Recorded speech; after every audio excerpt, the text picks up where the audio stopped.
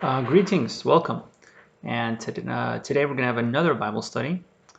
This time it's on probably not the happiest topic, but I feel like I'm obligated as a Christian, um, as a preacher, as someone who does Bible studies, as a Bible teacher, to at least have one Bible study on this topic. And the topic is hell.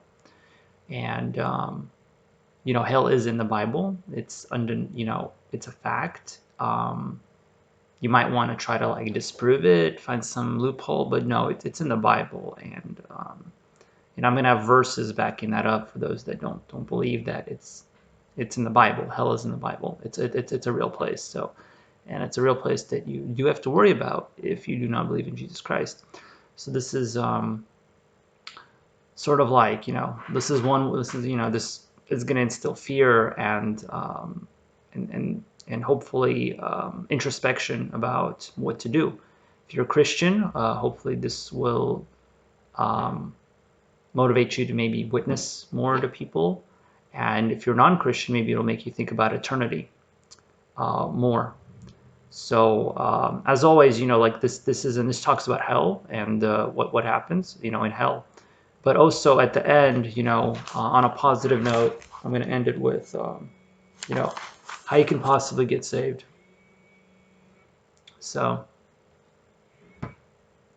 see, right there, someone is trying to call me right now. This is how much Satan does not want me preaching this. So just keep that in mind. When you try to preach the gospel, someone's always going to try to distract you. So, so just know that's what's going to be, that's what I'm going to be preaching on. So hell is in the Bible. I have definitely have quite a few passages on it. And despite what some denominations say, and a lot of denominations, even Christians, they just get it wrong. Like Jehovah's Witnesses, they'll call it like Sheol. They'll change it anytime hell shows up in the Bible. They'll change it and they'll call it the grave, since Jehovah's Witnesses don't believe in hell. They believe in some kind of like you just vanish if you're not going to heaven, something like that. That would be nice, but unfortunately it's not in the Bible. And then Catholics believe in purgatory, so they have like this state where you can like work your way up to heaven or something, in the middle, and where it's like a temporary hell, basically. That's what a purgatory sounds like, just like a temporary hell. And that's also not in the Bible. That would also be nice. Both of those would be nice, but that's not the fact. Like the Bible talks about an eternal hell. As much as I'd like to be able to disprove that, but no, I don't have a better solution. That's what the Bible talks about, is a literal, infinite, eternal hell. That's what the Bible talks about. Just like there's an eternal heaven, there's an eternal hell. So the first passage I would like to read is Luke 16. Luke chapter 16, verses 19 through 26. So, yeah, and this is kind of a long study. This will probably also take a few videos, just like most of the studies I've been doing. So Luke 16:19. Luke 16:19. So this is a pretty famous passage talking about hell. This is about the beggar and the rich man. So Luke chapter 16, verse 19. There was a certain rich man which was clothed in purple and fine linen, and fared sumptuously every day. And there was a certain beggar named Lazarus, which was laid at his gate full of sores, and desiring to be fed with the crumbs which fell from the rich man's table. Moreover, the dogs came and licked his sores. So you got a rich man, you got a poor man. Okay, verse 22. And it came to pass, the beggar died, and was carried by the angels into Abraham's bosom. The rich man also died, and was buried. And in hell he lift up his eyes, being in torments, and seeth Abraham afar off, and Lazarus in his bosom. And he cried and said, Father Abraham, have mercy on me, and send Lazarus, that he may dip the tip of his finger in water, and cool my tongue, for I am tormented in this flame. So yeah, we're reading till verse 26 here. But Abraham said, Son, I remember that thou in thy lifetime receivedst thy good things, and likewise Lazarus evil things. but now he is comforted, and thou art tormented. And besides all this, between us and you there is a great gulf fixed, so that they which would pass from hence to you cannot, neither can they pass to us that would come from thence. And and the rich man goes on to say quite a few things. He goes on to say that, please help my brothers, let them know about hell's real and all that, and all of this. It's a pretty famous passage in the Bible, and talking about hell, and for some reason people feel like they should just disprove it. Okay, anyway, I'm back here. So what I was saying, so we just went over this passage with Luke 16:19 through 26, and so basically, like, this is a very important passage, and yeah, it's in the Bible, and people for some reason still don't believe in hell. I mean, if you believe in the Bible, you're going to believe in hell. It's literally in the Bible, mentioned several times. So this passage is actually very important. There's a lot of important doctrines and ideas that you can get from this passage that you might not have thought of about hell and how it actually functions and works. And so, for example, they obviously went, obviously the poor man went to Abraham's bosom, and the rich man went to hell. Now, that's based on how they lived and all that. Obviously, if you're rich, you can go to heaven. If you're poor, you can be an awful person and still go to hell. And it all comes down to actually believing in Jesus Christ now. But it was a little different in the Old Testament. This gets into dispensations. They weren't trusting in Jesus Christ for the salvation. Okay, as much as some Christians like to believe that's nowhere in the Old Testament, that they were not trusting in Jesus as their Savior. They were living by God's law. They lived by conscience. It was different. There was actually some elements of works in their salvation. It's different. It was a different time, and they had to get saved, right? Saved somehow, but it wasn't going to be through belief in Jesus Christ, right? It's different. It was a different time, but it was still the same heaven and hell, like the same concept. But anyway, that will go into another sermon about dispensations, which is a very important topic for understanding the Bible correctly. So here it talks about Abraham's bosom. Now, that's the thing. When people read the Bible, they just kind of glance over stuff, and they don't really pay attention to like key words and what they mean and add the context. So Abraham's bosom, people read that, they're like, I don't know what that is. It's probably heaven, whatever. So that's what people think. They probably think it's heaven, but it's not. It's literally called Abraham's bosom. So this is like where the Jews went. This was actually a temporary resting place. Now you can do your own research. I can't go into all the depths of this doctrine and all this stuff here, but the Abraham's bosom was an actual place, and there are references to it, and so that's where you went when you were saved after you died, if you were like a good Jew, if that's pretty much what you would say here. And it was like a temporary resting place, which is interesting because this is actually potentially where you could get the idea of purgatory from, because this was a temporary place where you would be like in this wasn't heaven. You couldn't go to heaven yet because Jesus Christ hadn't died on the cross yet. Until Jesus Christ died on the cross and your sins got washed away, that's when you can go to heaven. So these Jews, they would be waiting basically. Their souls would be waiting, but it's not hell. They're not like suffering or anything. It's sort of like a temporary place, and this could be potentially another area. This could be where the idea of purgatory comes from. The idea of purgatory, I don't know if it's mentioned in the Apocrypha. That heresy could come from the Apocrypha, but this is another place where it could come from. It could come from this idea of Abraham's bosom. This could be the idea where purgatory comes from, which it's a false doctrine. Any false doctrine, any heresy, usually has some bit of truth to it. That's how Satan works. The more truth there is, if it's 90% truth and 10% lie, it's very easy to cover it up. So a bad lie, is when it's like all lies and there's no truth to it. It's really easy to see it's a lie. So the best heresies, the ones that are really convincing heresies, are the ones that actually have a lot of truth to them. So That this is probably where purgatory came from, was this idea of Abraham's bosom.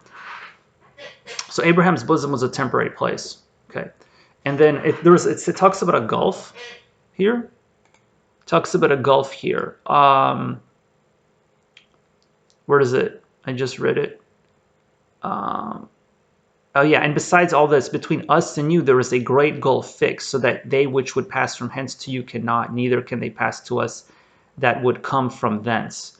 So this is actually below the ground. Like hell is an actual physical location, like a lake of fire. There's a lot of molten magma below the earth. Now, you might not believe that either. Do your own research. I've got some verses later from Jonah that talk about that, how it's like physical location on earth, below the ground, where your soul goes, if that's where you're going to go. And so yeah, I'm actually kind of talking about like the anatomy of hell. I guess this first part that I might spend quite a bit of time on that actually, because it is important to know this. So this was Abraham's bosom on one side, and then there's like a great gulf, and then there's hell. So there's a break between Abraham's bosom and hell. And there's a break. So this is like literally all below the earth. Abraham's bosom and hell, they're both below the earth. Which is very interesting, because here we get another false belief. If you know anything about Greek mythology, in Greek mythology they have something called the Elysian Fields, which is basically where they get the idea of purgatory. And right across from the Elysian Fields, where all the heroes, the good people went, there was Hades, or Hades, if you want to, speak in the original Greek, Hades. So Hades, right across from it, and that's basically hell. So, and there was a gulf, and it was literally all below the ground. So even in the Greek mythology actually takes this idea from the Bible. It's very interesting. Like a lot of these, like you read something in mythology, they got it from somewhere. And so this idea of the Elysian Fields with Hades, that's literally right out of the Bible. That's taken right out of the Bible. The Bible came first, obviously, so it's easy to see who copied what. So this idea of Abraham's bosom and hell, that was, a long time ago, and this was all below the ground, where you had molten magma and all this. So now, when Jesus died on the cross, it actually says something very interesting. It says he led captivity captive. It talks about, like, actually, I forget the verses, but once again, do your own research. I'll probably be covering this, down the line again, because it's a very important topic. But when Jesus Christ, like, died and then resurrected, he actually went down. Yeah, he actually went down, and yeah, actually, after dying, he came down. He actually grabbed the Jews out of Abraham's bosom and took them up to heaven. It actually talks about that in the Bible. So Abraham's bosom is now empty. So that temporary resting place, that purgatory, it doesn't exist anymore, because there's no need for it, because Jesus Christ died on the cross. So now you just go straight up to heaven. But in the past, before Jesus died, that was literally it. So this idea, like I said, this idea of purgatory, it came from somewhere. It came from some truths but they're not, it's a heresy anyway, because it's a twisting of what actually happened. It's a twisting of what Abraham's bosom really was. So it's empty now. There's no one there. There's no need for anyone to be there, because Jesus Christ already died on the cross. So it was something that existed before Jesus died on the cross. But Hades or hell, hell is the English word for it. Hell still exists, and it's still there, down there. But heaven, instead of the temporary place downside, next to hell, Abraham's bosom, it's everyone there just went up straight to heaven. So that Abraham's bosom, like, it doesn't exist anymore. So, and this is the Old Testament. So that's what I'm saying. It's so important to understand this thing on dispensations, because otherwise you're just not going to understand the Bible. You're not going to understand all these doctrines. You're not going to understand why two verses seem like they contradict each other. The Bible never contradicts itself. It's just that people don't know the context. People don't know the history. People don't do the Bible study to understand why things are the way they are. And they don't understand where certain heresies come from. Heresies come from somewhere. They come from some bit of truth mixed in with some lies. That's basically what heresies are. Yeah, any biblical heresy comes from some aspect of truth. Yeah, at some point maybe I'll do Bible studies on that, heresies and where they come from, and just go through the entire list of, like, where do these false beliefs come from. So yeah, basically that's that's the first point. So I haven't really talked about like the anguish and all that. I'm just talking about like the physical location in this video, what it is, and I'm getting into a lot of other, harder doctrines that I wouldn't really think I'd be getting into. But they're important to understand. You need to to understand exactly what hell is. So there was Abraham's bosom, and then right next to it was hell. So that's why it's saying all this stuff in this passage. Luke, yeah, there is a lot in that passage that a lot of people I think just glance over. They just don't see it. It's the gulf and everything. So yeah, this is a very important passage. I don't know what else to comment on. It basically says hell's real. This is not Sheol, like the Jehovah's Witnesses say. It's not the grave and that's it. No, this is a literal place you go to. Your soul goes to. It says his soul is burning. Wait, where's that? No. I'm getting that mixed up with the passage from Jonah. That's actually my next passage. I'm going to talk about Jonah and how he went down to the heart. He had a similar situation. Came to pass that the beggar died and was carried by the angels into Abraham's bosom. Okay, so he died, and the angels carried him down there. The rich man also died and was buried. Being in torments and seeth Abraham afar off, and Lazarus in his bosom. So so in verse 23 it talks about how even in hell, like they can see, and it's his soul. Your physical body is dead, but your soul is going to be either in hell or in heaven, and hopefully heaven. And you're gonna see your soul still has like some kind of eyes. You can still see something, and in tip of his finger in water and cool my tongue. So there's no water. There's no water in hell, unfortunately. Verse 24. So from verse 24, you can tell there is no water at all in hell. It's just flame. And cool my tongue, for I am tormented in this flame. But Abraham said, Son, remember that thou in thy lifetime receivest thy good things, and likewise Lazarus evil things. Now he is comforted and thou art tormented.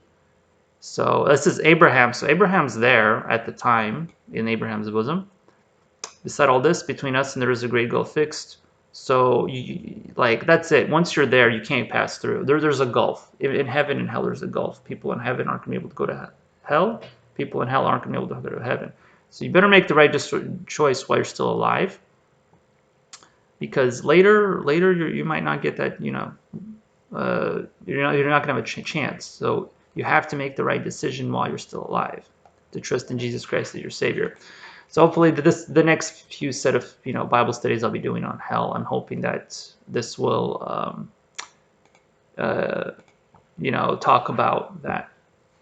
You'll understand that. So yeah, right now I'm not even talking about the physical torment, really. Like it's an awful place. You don't want to be in hell. And I'll be going into that in the future sermons, but today I just thought I'd talk about that. Got into some doctrines. My next passage is actually Jonah chapter 2, verses 1 through 6. I'll be talking quite a bit about this. I probably won't finish for this video, but I'll at least start. So Jonah chapter 2, verses 1 through 6. Then Jonah prayed unto the Lord his God out of the fish's belly, and said, okay, so this is like basically just to give you the context here. This is after Jonah got swallowed by the whale. So if you know the story of Jonah, he ran away from God. He was supposed to be a prophet for God, and he ran away. And God said, okay, God went after him. And Jonah got swallowed by a whale, and he was in there for 3 days. Now, so the teaching is that he was alive for 3 days. That's how most people say, or what most people say. He was alive there, and then he lived. And there have been accounts of similar stories. Apparently, it would be possible to survive in a whale's stomach for 3 years. I mean, not 3 years, for 3 days. Like it supposedly it would be possible. I think it's actually happened. There have been similar situations, and besides that, you could say God supernaturally protected Jonah. But if you read this passage, there's actually a teaching now. Once again, do your own research. Like a lot of the stuff here, I'm saying it's controversial stuff. It's not just about hell. It's also about some doctrines you might not have ever heard of before. But they're actually biblical. Like you can actually see these things in the Bible if you study it out. So this teaching is that Jonah actually died. Jonah actually died in the stomach of the whale, which makes sense. He actually died, and he actually went to hell, and God let him out. And yeah, I could see how that could be controversial because he would be the only person. Now, Jesus Christ also actually went down to hell and got out, but that's sort of like an exception to the rule, because he's God. He can go down there, and he grabbed him out. But Jonah, unlike Jesus, was a sinner, and he deserved to go to hell. And God pardoned him, and he let him out. And then that's why he was able to preach so well, because he literally saw hell. That's why he was this fiery prophet. And apparently when he went to preach, they actually listened to him. And he was probably very convincing. And I don't know, if he'd just been in hell for 3 days, I could see how that could be very, very convincing. It's especially if he still had like some kind of, if it was visible on him that he had been somewhere. I don't know. Like, this is all getting into this like speculation territory now. But there are some, if you read this passage in Jonah chapter 2, you can actually see that how he potentially like he actually could have gone to hell. So I'm going to read that passage here. So Jonah chapter 2 verses 1 through 6. Then Jonah prayed unto the Lord his God out of the fish's belly. So this is the whale. So yeah, I don't want to get off topic, but here it calls, it says fish. It's talking about a whale, because in the Bible a whale is a fish, not a mammal. That's our scientific classification of whales, that they're mammals. But and back in the Bible, a whale was a fish, because that makes logical sense, right? So anyway, just understand that the Bible doesn't always define things the way you've been taught to define things.